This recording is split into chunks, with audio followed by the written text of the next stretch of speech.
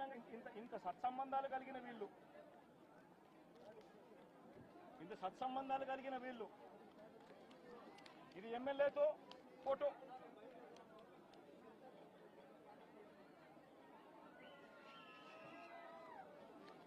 ఈ అయూబ్ ఖాన్ తో ఫోటోలు ఇవన్నీ.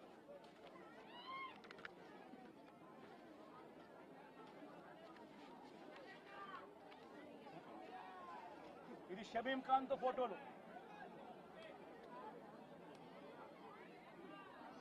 మరి వీళ్ళెవరు కేసులో ఎందుకు లేరు? వీళ్ళందరి మీద కేసు ఎందుకు పెట్టలేదు? ఇంతకన్నా అన్యాయం ఎక్కడైనా ఉంటుందా?